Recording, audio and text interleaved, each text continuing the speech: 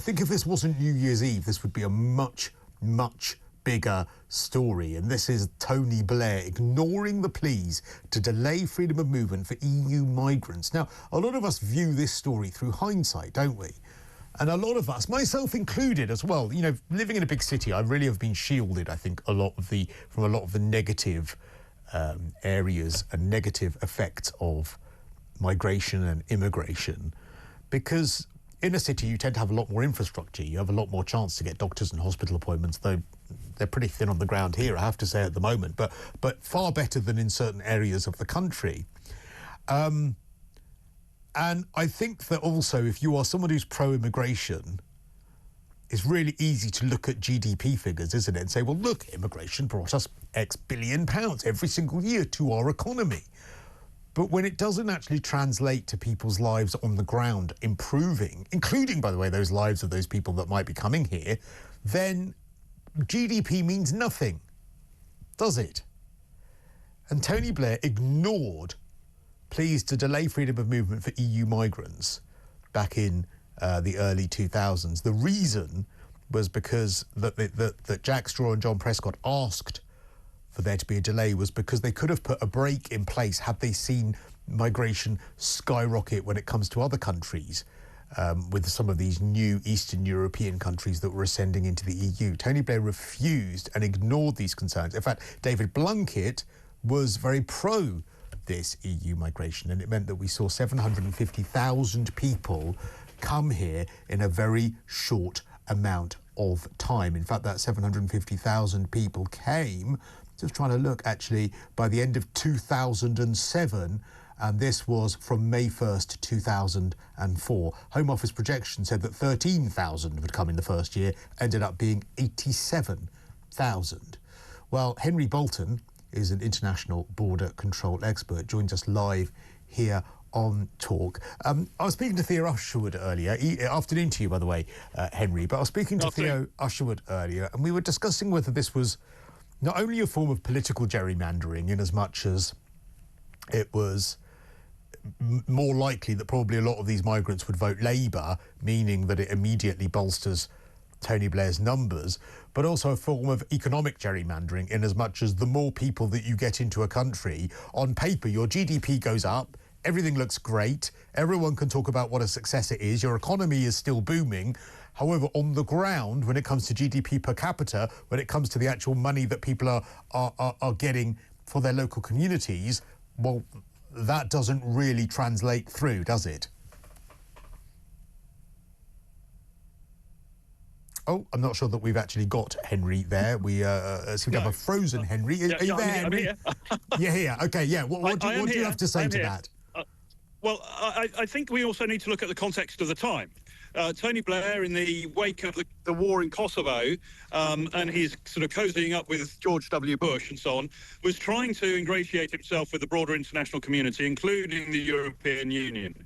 And I, at that time, in the early 2000s and so on, late 90s and early 2000s, I actually was at the pointy end of all this. I was responsible, backed up by GCHQ, the Security Service, Secret Intelligence Service, MI5 and MI6, Defence Intelligence, the Foreign Office, all of these different agencies were in part of a programme of trying to disrupt transnational organised crime. And I was at the front end of that in the Southern Balkans. And we were warning the Downing Street at the time that if they carried on with this plan, then it was going to open the door to people smugglers and organised criminality of a whole variety of types. But again, that was against the background of Tony Blair wanting, for his own political reasons, to open the door to Kosovar refugees, whilst we were warning that if he did that, he would be opening the door to Albanians from the Republic of Albania and Macedonia as well, and southern Serbia, which is exactly what he did. The Swedes did something similar, and they paid the price for it in terms of Albanian organised crime ever since. Why did he ignore it? He ignored it because he was trying to ingratiate himself with the European Union, who wanted to go down that route, and with George W. Bush, saying, look, Britain is playing its part. I am an international statesman playing my part. That's what we felt at the time. I can't speak to any direct knowledge of his motives, but we operationally involved at the coalface, if you like. That's the impression, very strong impression we got. And I say at the coalface, I was working with ministers and intelligence agency directors in that region. So it's a senior level. And the Foreign Office and the Home Office seemed to be supporting what I was saying, and got the distinct impression that Tony Blair himself was opposed to it. So I can't speak to direct knowledge as to why he opposed it, but certainly the context was one in which he was clearly trying to portray himself as an international statesman, playing his part on the international stage, taking a lead. And he had been flattered hugely by the Kosovar Albanians in the wake of the Kosovo War, and I think he just saw this as a continuation. He was riding on the crest of a wave in that sense. So, but we warned that this was going to be a problem, and as a result, sorry about the shaky camera, as a result, the one concession that we got was that Romania and Bulgaria, who initially were going to be included in this, were not. Their visa-free regime was deferred because at that time, Romania and Bulgaria were real hotbeds of people smuggling and organised crime associated with it. So that, there was that concession from Downing Street, but it was hard won, I can tell you. And when did Romania and Bulgaria join freedom of movement?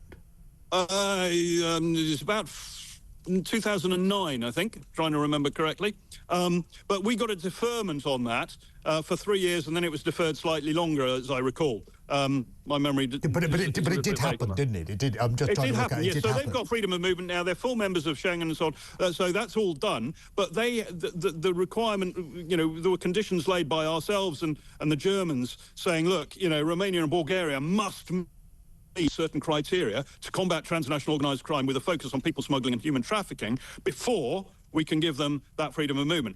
The thing is that a whole lot of other countries were given that freedom of movement that we were severely concerned about, not because their rate of organised crime was anything startling, but because Western European nations, and the UK particularly, were far from prepared to deal with it. We hadn't put in the safeguards to manage that.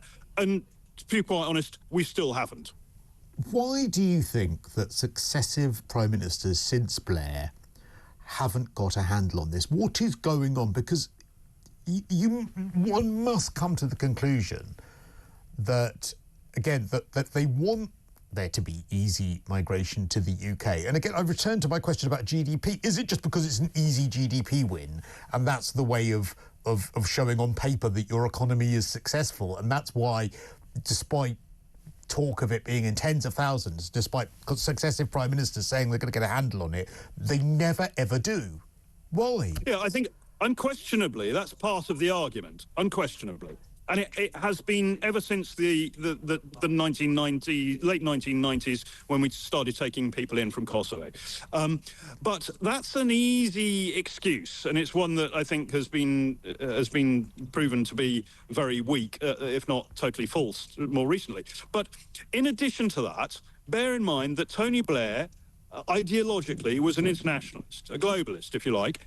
Very much part of the Davos set, very much in favour of the European Union, very much in favour of demonstrating to the rest of the world that his credentials were based in a belief that we all must work together. I think ideological issues had a massive part to play and have done ever since. David Cameron, who succeeded him, failed to get a grip of immigration. All prime ministers since have, because they've been Conservative prime ministers, and they have struggled with a large part of their party being couched, if you like, in the Cameron years, which, as David Cameron said, the politician he admired most was Tony Blair.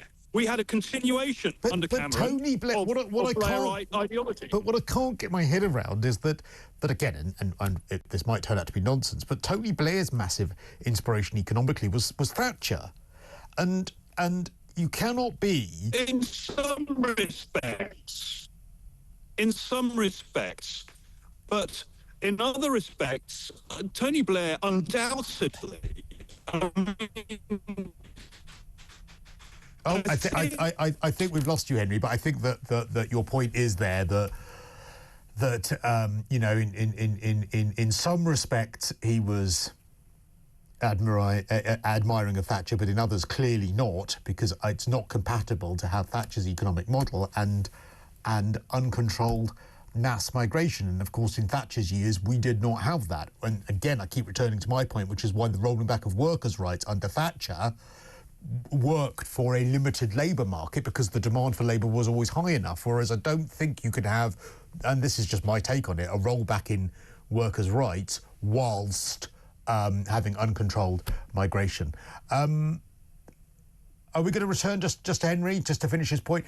Henry, you were saying that it was only some of Thatcher that he admired Tony Blair. Yes, because Thatcher put the United Kingdom in the interest of the British people first, I think. That was the context of her working with other countries. She always was at the front. She always took the lead. Whereas Tony Blair, I think, was greatly influenced, or wanted to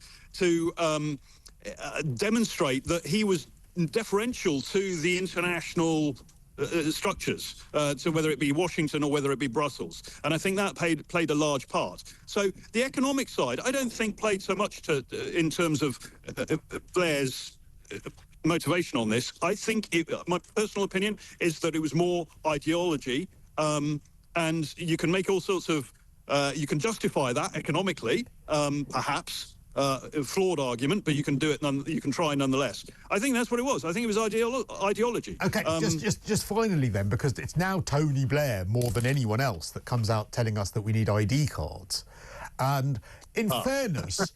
In fairness, where they've had a big problem in Greece, ID cards seem to have worked when it comes to the abuse of the health service and things like that, that you just don't get treatment if you go to a doctor in Greece if you haven't got an ID card. So certainly you can see on paper some of the benefits of that, but of course it must stick in people's craw quite a lot that Tony Blair would be coming up with a solution to a problem that he, of course, was instrumental in creating. What do you think about Blair's desire for ID cards and the potential for that solving the problem?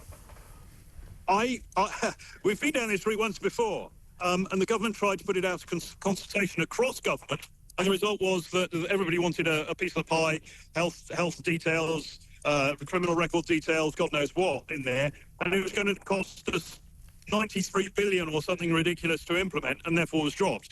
I am totally opposed to the idea of a digital ID card that plugs everything together. Most countries, I think there's only about 9 countries in the world that don't have a form of identification.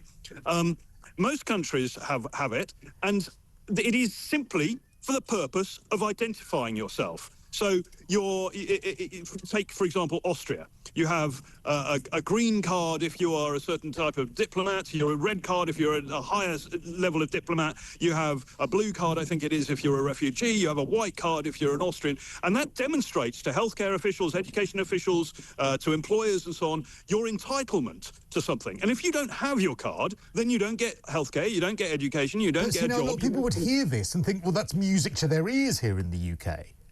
Yeah, well, that would do a huge job for immigration, but that's not really what's being proposed. What's being proposed is a digital ID card, which once again is a way of Big Brother watching everybody pretty much.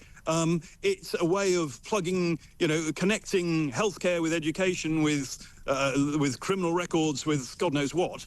And that I have serious worries about in terms of the transparency and the accountability associated with it.